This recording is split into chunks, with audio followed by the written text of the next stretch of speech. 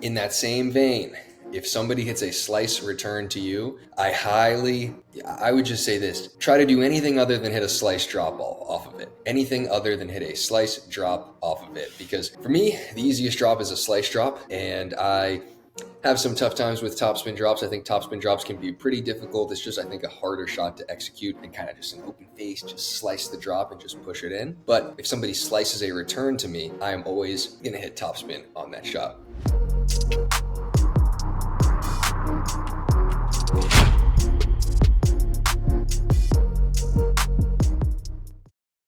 All right, so before we hop into this show, I have to talk to you guys about Selkirk nets. They've been huge for me, huge for my game.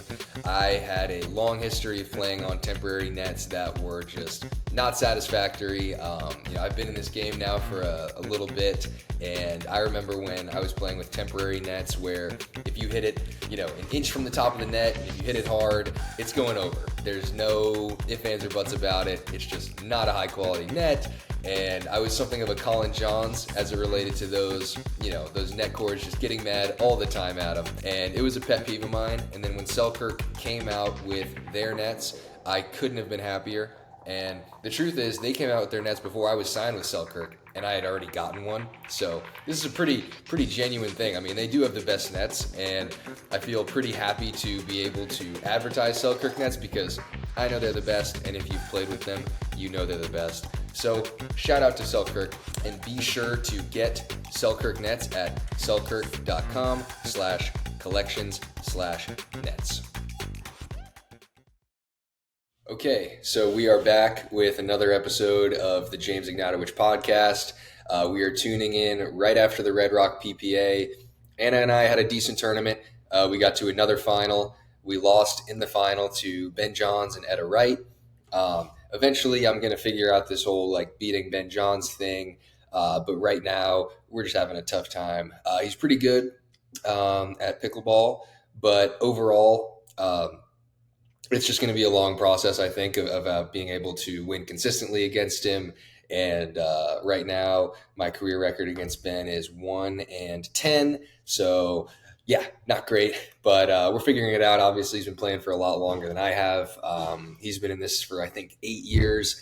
I've only been in it for 2 years. So that's at least the best excuse that I can give myself right now. But either way, we're just going to get right into it. I've had a ton of people asking me at my most recent clinics, can you slice the return? What are the pros and cons to slicing the return? A lot of people are saying never slice the return. And I think that if you are playing somebody with a good drive, you should not really be slicing the return because the best drives have a lot of topspin. They dip really early. They might be bouncing, 4 or 5 feet past the kitchen line. And if you slice a return to somebody that has a drive with a lot of topspin, your slice is their topspin. So if you've noticed, if you personally have a good topspin drive, you might notice that if somebody slices a return to you, you can get a ton of topspin on your drive. And at the pro level, everybody can hit a lot of topspin on their drive. So almost nobody is slicing returns anymore. I think the only people that are slicing their returns are people with one-handed backhands who just do not feel comfortable putting two hands on their backhand under any circumstances. Then you kind of have to slice the return. And we'll get into that and what you should be doing if you only have a one-handed backhand, you feel like you have to slice the return. But if you have any confidence in putting two hands on the paddle for a two-handed backhand, you should not be slicing the return under almost any circumstances.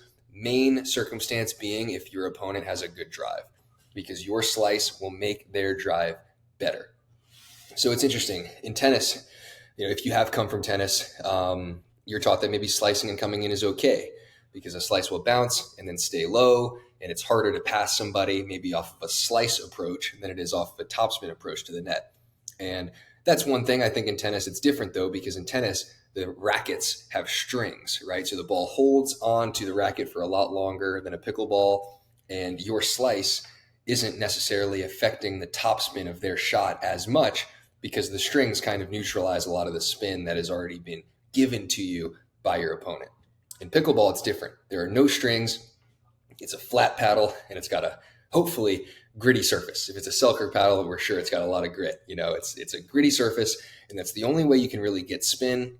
There are some internal components of the paddle. There are some certain paddles that have internal dwell time and different things that can create some spin. We're not really going to get into that. Bottom line is there's no strings, and your opponent's spin will definitely have an effect on the type of spin and the amount of spin that you are able to impart on the ball. So what that means is if somebody slices a return to you, that spin, that backspin, is the same directional spin that would be your topspin. So if somebody slices a return to you, I would highly recommend hitting either a topspin drive if you're comfortable with it, or a topspin drop, because there will be more topspin on the shot that you hit if it has topspin on it already, if you're planning on having topspin, and it's easier to control because you're using the same spin that is being given to you. In that same vein, if somebody hits a slice return to you, I would just say this: try to do anything other than hit a slice drop off of it. Anything other than hit a slice drop off of it. Because for me, the easiest drop is a slice drop, and I have some tough times with topspin drops. I think topspin drops can be pretty difficult. It's just, I think, a harder shot to execute than kind of just an open face, just slice the drop and just push it in. But if somebody slices a return to me, I am always going to hit topspin on that shot. And some of us aren't familiar with slice versus topspin. That's okay. We have visual representations for that coming in the next YouTube video on my channel and in my newsletter, which I've already plugged enough. You'll be able to find it in my Instagram bio. But those are where the visual representations are going to exist for when to identify whether someone is slicing the return or hitting a topspin or flat return. If you can already identify those things, then we will keep going. If you can't, maybe you should just check on the newsletter and then come back. Anyway, if you can identify when somebody is slicing their return, I would say for the most part, just like I said, go for topspin on the drive, topspin on the drop. Don't slice it, because it's so hard to control a slice drop off of a slice return, because you're imparting a different type of spin than the spin that is being given to you. So now we're going to talk about, this is something that's asked to me a lot at these clinics. What if I'm somebody who has only a one-handed backhand? And because I have a one-handed backhand, I really only feel comfortable putting some backspin on the return. And I'm somebody who has only had a two-handed backhand, but I've experimented with a one-handed backhand just to get a feel for the pros and cons of that shot. And I've noticed that hitting topspin off the bounce with a one-handed backhand is almost impossible. It doesn't feel comfortable at all, especially doing it off of a return of serve. So I've always found, and I've seen that other players with one-handed backhands, they always want to slice the return if it does go to their backhand.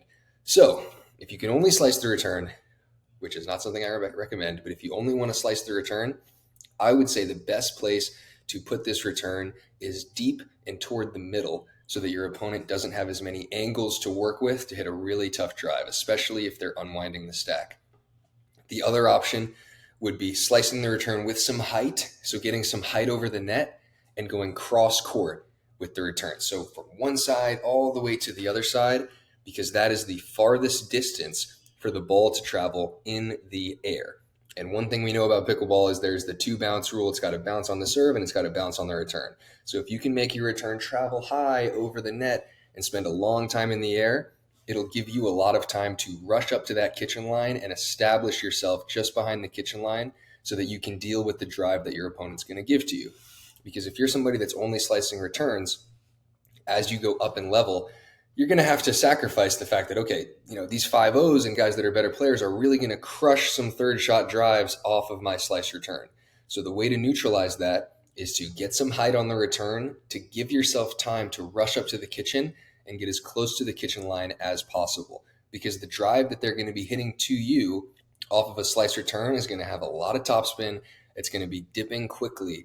And the farther away you are from the kitchen line, the worse off you will be, because that ball that they're hitting is going to be dipping very fast.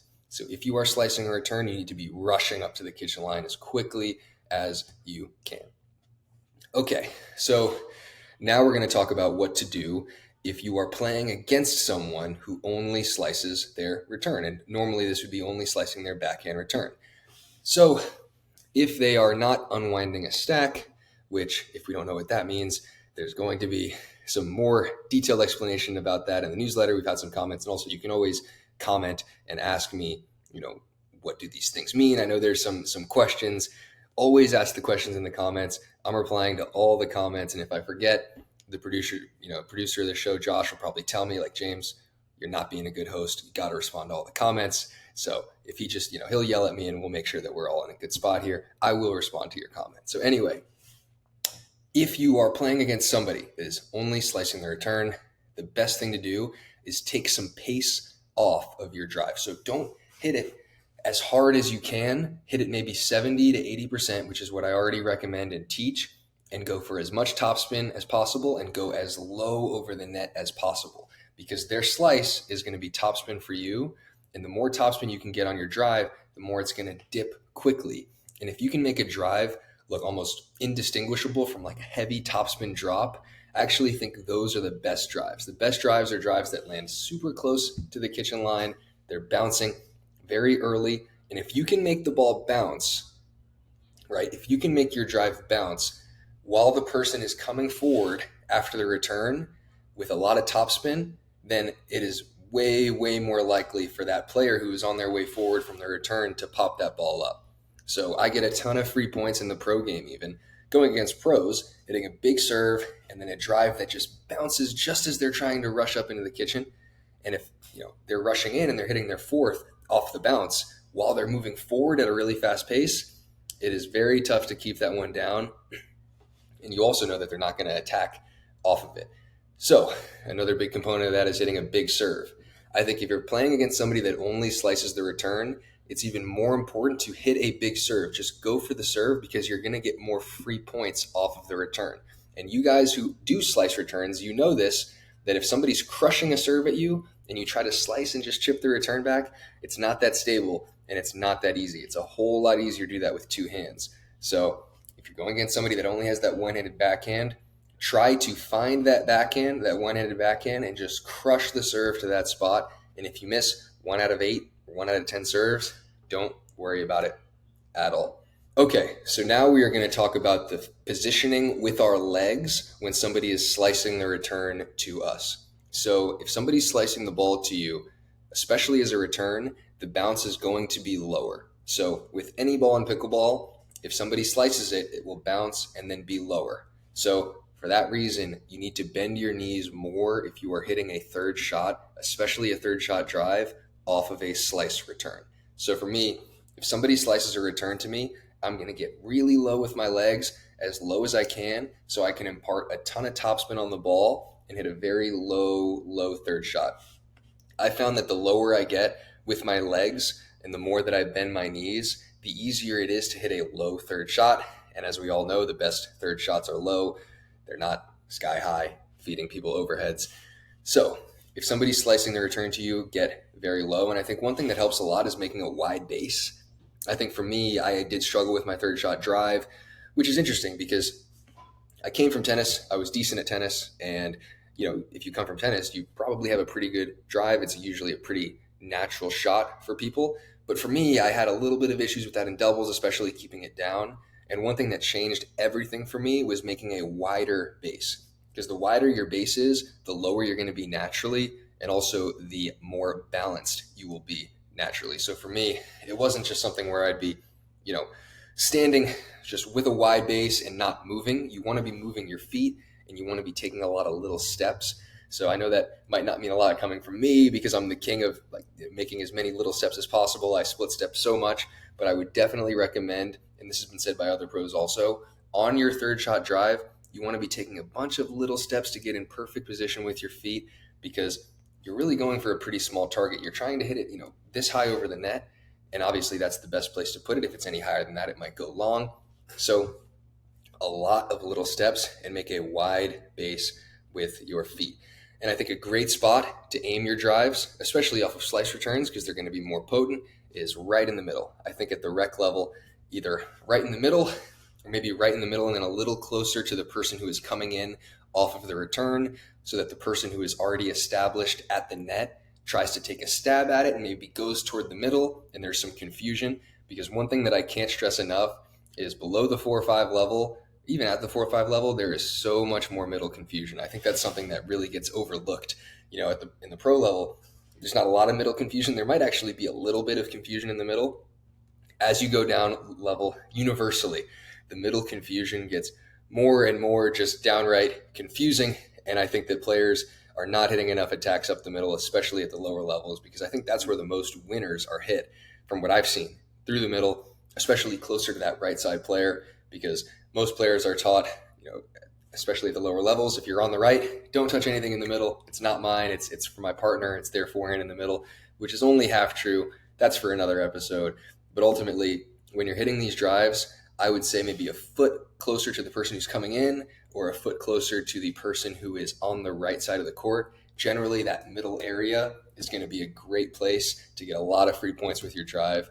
And then also, if you drive it toward the middle, it collapses the court and it's easier for you to come in and maybe hit a volley off the next shot, easier for your partner to crash and then poach. So again, the middle is always a great spot, especially with your third shots. That's all we got today. Thank you for watching. That's it.